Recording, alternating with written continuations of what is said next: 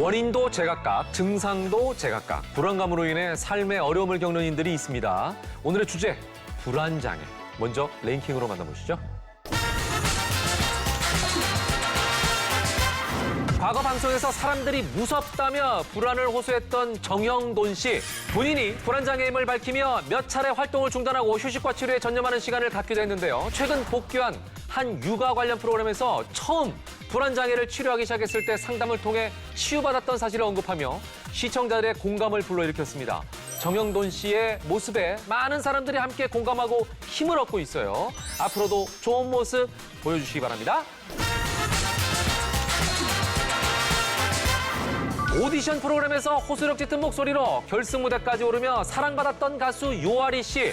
처음 오디션 프로그램에 참가한 이유가 불안장애로 인한 무대 공포증을 극복하기 위해서였다고 하는군요. 무명 시절 결혼식 축가 도중 처음 불안장애 증상을 겪었다는 요아리 씨는 갑작스러운 손떨림과 불안감에 스스로 뺨을 때려가며 축가를 마칠 수 있었다고 하는데요. 본인이 가진 어려움을 털어놓고 극복하려는 모습에 큰 박수를 보냅니다. 좋은 노래로 본인도 힘을 얻고 다른 사람들에게도 큰 힘 주시길 부탁드리겠습니다. 자, 오늘 불안장애에 대해서 자세한 정보 주실 분 정신건강의학과 전문의 정동청 선생님 나오셨습니다. 어서 오십시오. 네. 고맙습니다. 자, 저희가 불안장애, 공황장애, 공포증 뭐 이런 말들은 네. 참 많이 듣습니다. 특히 이제 지금 저 정영돈 씨 얘기도 나왔습니다만 명확히 이게 어떤 증상을 얘기하는 건지. 먼저 말씀드리고 싶은 네네. 건 그 불안 자체는 예. 우리가 살아가는데 꼭 방해가 되는 것만은 아니고요. 예. 오히려 도움이 되는 측면도 있다. 아, 그래요? 네. 가령 예를 들어서 시험 치기 전에 불안을 전혀 느끼지 않는다. 네네. 그러면 이제 시험 전날까지 네. 계속 놀다가 예.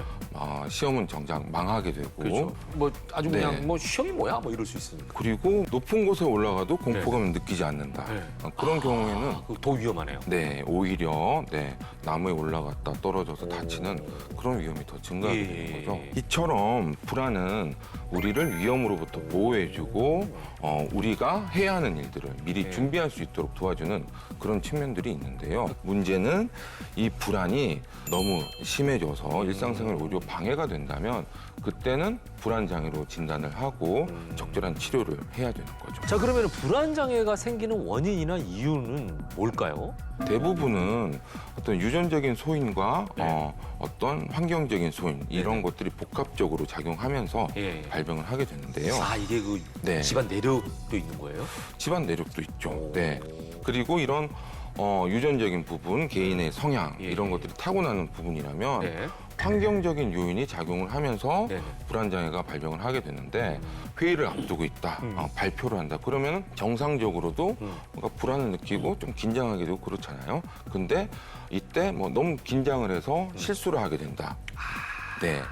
그러면은 약간 트라우마처럼 이게. 네, 일종의 트라우마처럼 남게 되고요. 그 다음부터는 회의 시간, 회의 상황 자체가 어떤 환경적인 스트레스 요인으로 그렇게 작용을 하게 됩니다. 그러니까 머릿속에 각인이 돼 있는 거네요, 그 상황이. 네. 자, 근데 이제 요아리 씨의 경우에는 이제 축가를 부르다가 갑자기 불안장애 증상이 시작됐다고 이렇게 고백을 했거든요. 네. 이거는 일반적인 현상이라고 볼 수 있나요? 어느 상황에 갑자기 이유도 없이. 병원 방문하시는 많은 분들이 그런 경험담을 말씀을 하십니다. 그런데 좀 더 정확하게 표현을 하자면 본인이 처음 증상을 인지한 시점이 그때라고 말씀을 드릴 수 있을 것 같고요. 보통은 그 전부터 뭔가 스트레스가 점점 누적이 되고 뭐 예민해지고 걱정도 많아지고 그러다가 특정 상황에서 불안 증상을 경험하게 되면 이로 인해서 문제가 발생하고 그 이후에는 비슷한 상황에서 그런 불안 증상을 반복적으로 경험을 하게 되고 나중에는 그 상황이 되면 미리부터 걱정을 하게 되는 그런 패턴이 반복된다고 볼 수가 있는 거죠. 예. 저는 저 정영돈 씨 얘기 듣고는 깜짝 놀랐어요. 개그맨이잖아요. 네. Wait a minute! 뭐 이래가지고 네. 개콘에서 웃음을 많이 줬는데 이제 치료를 시작할 당시에 상담 치료가 도움을 많이 줬다 이렇게 네. 얘기를 했거든요. 불안장애 같은 경우는 정신과 질환 중에서도 네. 어떤 상담 치료가 효과가 있는 네. 대표적인 질환이라고 볼 수가 있지요. 어. 일반적으로 이제 불안장애에서는 불안을 느끼는 상황 자체를 지나치게 크게 생각하고 네. 심각하게 생각하고 네. 이런 인지적인 오류가 어떤 그 불안장애의 원인이 되는 경우가 많은데요. 네, 이때 이제 우리가 인지하는 불안이 사실은 그만큼 심각한 불안이 아니다. 그래서 뭔가 조금 더 가볍게 편하게 생각해도 된다. 이런 걸 깨닫도록 이거 필요한 별거 거죠. 아니야. 뭐 이런 식으로. 네. 그거를 조금 더 이제 기술적으로 설명하고 반복 학습을 하는 게 필요하고 또 한 가지는 불안을 자극하는 그런 상황에 반복적으로 노출시키면서 그 상황에 익숙해지고 그러면서 불안이 점차 감소할 수 있도록. 네. 유아리 씨가 그래서 네. 무대 공포증을 오히려 없애기 위해서 무대에 나갔다. 네, 오디션에 네. 나갔다. 이제 그게 네. 그런 방법이네요. 그렇죠. 네. 자, 이제 지금 말씀하신 건 이제 상담 치료고 네. 요 외에도 이제 불안장애 치료하는 방법이 또 다양하게 있겠죠? 증상으로 인한 일상생활에 네네. 문제가 되는 부분이 조금 심각하다. 그런 경우에는 약물 치료를 받으시는 게 필요할 수가 있고요. 일반적으로는 네네. 항우울제, 안정제 이런 종류를 많이 사용하는데요. 네. 항우울제 같은 경우는 어떤 불필요한 걱정을 덜어주고 스트레스를 적게 받게 도와주는 그런 역할을 하고요. 안정제 같은 경우는 불안으로 인한 신체적, 심리적인 증상을 직접적으로 조절해주는 네. 그런 역할을 한다고 볼 수가 있습니다. 자, 뭐 설명을 들으시면서 혹시 나도 불안장애인가? 나도 그런가? 하고 고민만 하신 분들 많이 계실 텐데요. 자, 또 어떤 분들이 있을지 랭킹으로 알아보겠습니다. 80년대 최고의 코미디 코너 네로 25시에서 날라리아 왕비 역으로 인기를 모은 개그우먼 임미숙 씨. 남편 김학래 씨에게도 말하지 못했던 증상, 무려 30년간이나 공황장애를 앓았다고 하는데요. 과거 자신의 아픈 모습을 보고 중학생이던 아들이 이 병이 유전되냐고 물었던 것이 마음 아팠다는 임미숙 씨. 방송을 통해 공황장애를 극복하려는 모습에 많은 팬들이 격려를 보내고 있으니까요. 다시 좋은 모습 많이 보여주시기 바랍니다. 세상이 그대를 속일지 몰라도 허스키한 목소리에서 뿜어져 나오는 감성 가수 김장훈 씨. 오랜 시간 공황장애로 인해 높은 곳에 있으면 건물이 무너질 것 같은 두려움, 터널에 들어가면 심박수가 빨라지는 현상이 생겼다고 합니다. 이제는 20년간 달고 산 수면제도 끊었다며 공황장애 완치를 언급했는데요. 콘서트를 하면서 무대를 휘어잡는 김장훈 씨 모습 빨리 보고 싶네요. 자, 공황장애라는 말 또 역시 많이 들어봤습니다. 이 공황장애는 불안장애와는 좀 다른 건가요? 불안장애에 속하는 그런 질환이라고. 불안장애가 큰 테두리고 그 안에 네. 공황장애가 들어가는 겁니까? 네. 오. 공황장애는 네. 공황 발작이 네. 나타나면서 좀 일상생활이 힘들어지는 그런 병이라고 볼 수가 있는데요. 여기서 이제 공황 발작이라고 하는 것은 심장이 두근거리거나 가슴이 답답하고 숨이 쉬어지지 않고 네. 어지럽고 식은땀이 나고 그러면서 뭔가 쓰러질 것 같다. 이러다가 죽을 것 같다. 이런 공포가 동반되는 그런 증상들을 공황 발작이라고 부르거든요. 네, 그런데 네. 공황 발작 때문에 뭔가 일상생활에 그 방해가 되고 또 이런 증상이 나타나면 어떡하나 반복적으로 자꾸 걱정하고 불안하게 되면 이때 공황 장애로 진단을 하게 되는 거죠. 그렇군요. 네. 연예인들 중에 특히 공황장애를 언급하는 분들이 많거든요. 네. 무슨 이유가 있을까요, 특별히? 공황장애 원인은 결국 스트레스라고 볼 수가 있는데요. 네. 문제는 뭐 친구랑 사이가 안 좋다. 친구 한 명하고 사이가 안 좋을 때보다 여러 명의 친구하고 사이가 안 좋을 때 네.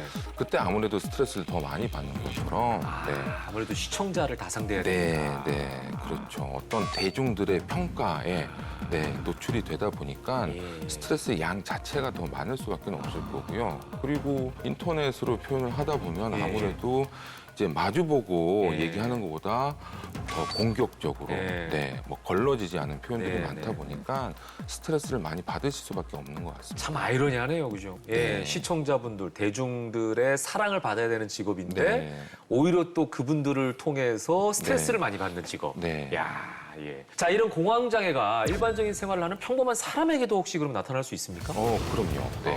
아마 주위에서도 찾아보시면 공황장애 앓고 계신 분들이 있을 거고요. 그리고 어떤 분들은 본인이 공황장애인 걸 모르고 생활하시는 분도 많이 계십니다. 공황 발작이 나타났을 때 이게 어떤 정신과적인 문제, 심리적인 문제라는 걸 모르고 응급실을 방문하시는 경우가 많이 있는데 근데 검사를 해도 특별한 이상이 안 나오고 그렇죠. 정신적인 거니까. 그렇죠. 네. 그렇게 응급실 방문하시다가 정신과에 한번 가보시는 게 좋겠다. 네. 그렇게 치료를 시작하시는 경우가 많거든요. 어떻게 보면은 누구나 다 대상자가 될 수 있기 때문에 내가 이런 증상이 있다라고 하면은 빨리 예, 전문가에게 좀 상담 받아보는 게 중요하다 할 수 있겠네요. 예. 자, 김장훈 씨 같은 경우 이제 높은 곳, 터널 같은 특정 공간에서 불안감을 호소했거든요. 김병훈 씨 같은 경우는 이제 공황 장애하고 광장 공포증이 같이 있으신 게 아닌가. 그러니까 어떤 특정 장소에 대한 공황 장애인 거예요. 네, 그렇죠. 공황 장애, 공황 발작, 광장 공포증 이런 것들을 예. 이제 구분해서 얘기하는 게 뭐 정신과 전문의가 아니면 쉽지는 않은데요. 예. 구분해서 말씀을 드리자면 광장 공포증은 버스, 지하철, 비행기 아니면은 극장처럼 밀폐된 장소 그리고 사람이 많은 공간 이런 네네. 특정 유형의 상황이나 장소에 대해서 어떤 불안이나 공포를 갖고 있을 때 그때 공황 발작 증상이 동반되는 경우가 많기 때문에 보통 혼동해서 예. 용어를 사용하시는 경우가 많고요. 네네. 공황 장애를 광장 공포증이랑 함께 진단하게 되는 경우도 많이 있습니다. 그렇군요. 자, 이 불안 장애. 자, 그렇다면 극복할 수 있을까요? 랭킹으로 먼저 알아보겠습니다. 영국 프리미어리그 풀럼 FC 소속 왼쪽 수비를 맡은 조 브라이언. 경기장에서 공격과 수비 모두를 책임지며 펄펄 날던 조 브라이언이 지난 시즌에는 주전 자리를 놓쳤다고 하는데요. 이유는 경기에서 활약하지 못하면 찾아오는 불안장애, 불안감과 두통, 수면장애로 이어지는 악순환에 팬들의 비난까지 이어지자 불안장애가 더 심해졌다고 하는데요. 힘든 시간을 보낸 뒤 불안장애와 맞서기로 한 브라이언은 많은 사람들의 도움을 받아 다시 경기에 임했고 조금씩 예전의 기량을 되찾고 있습니다. 그라운드를 펄펄 나는 모습 기대하겠습니다. 슛! 골이에요! 자, 브라이언의 경우엔 경기에서 제대로 활약하지 못한 자괴감이 불안장애로 이어졌다고 하는데 자존감과 불안장애, 이 연관성이 있나요? 그냥 본인이 만족하지 못한 거잖아요. 자신감이 떨어지고 자존감이 낮아지면 뭔가 내가 하는 것에 대해서 다른 사람들이 어떻게 평가하는지를 더 많이 신경을 쓰게 되고 네. 그러다 보면 이제 축구 선수나 연예인 같은 경우는 부정적인 언론 기사라든지 네네. 댓글 같은 것도 더 많이 신경을 쓰게 되고 그렇죠. 잘해야 된다라는 생각이 강할수록 네. 뭔가 좀 부담감도 더 느끼고 긴장도 많이 하고 이런 것들이 집중에 오히려 더 방해가 될 수가 있으니까요. 네네. 저는 이제 병원을 찾으시는 분들이나 아니면 주위 사람들한테 뻔뻔하게 살아야 된다. 뻔뻔하게.